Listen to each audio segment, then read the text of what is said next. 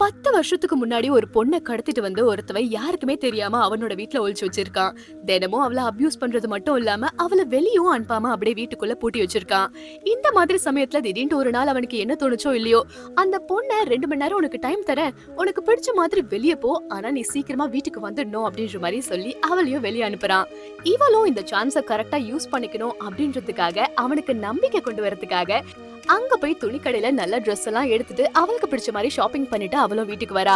இத பார்த்து அவன் ரொம்பவே சந்தோஷப்படுறான். சரி, இந்த மாதிரி பண்ணிட்டல, அதனால உன்னை இனிமே வாரத்துக்கு ஒரு தடவை வெளியே அனுப்புறேன் அப்படின்ற மாதிரி அந்த பொண்ணு கிட்ட சொல்றான். அந்த பொண்ணுக்கு அப்பதான் சந்தோஷமா இருந்தது. ஏன்னா அவனை நம்ப வச்சுட்டு அதுக்கப்புறமா அவனை ஏமாத்தணும் அப்படின்ற மாதிரி தான் நினைச்சிட்டு இருக்கா.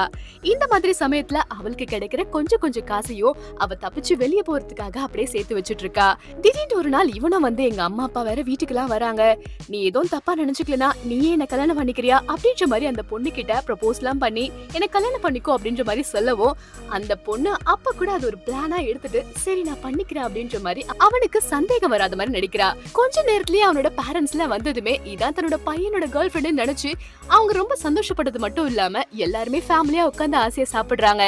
ஆனா அங்க கூட யாருக்குமே ஒரு சந்தேகத்தை அவர் ஏற்படுத்தல.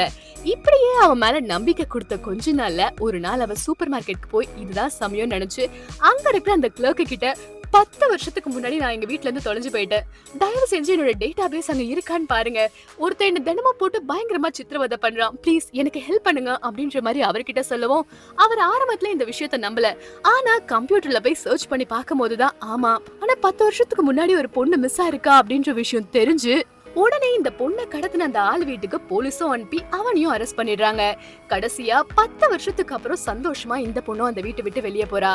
எவ்வளவு நரகத்தை அந்த பொண்ணு வீட்டுல அனுபவிச்சிருப்பால. இந்த மாதிரி யாருக்குமே நடக்க கூடாது. இந்த வீடியோ உங்களுக்கு பிடிச்சிருந்தா மறக்காம லைக் அண்ட் சப்ஸ்கிரைப் பண்ணிக்கோங்க.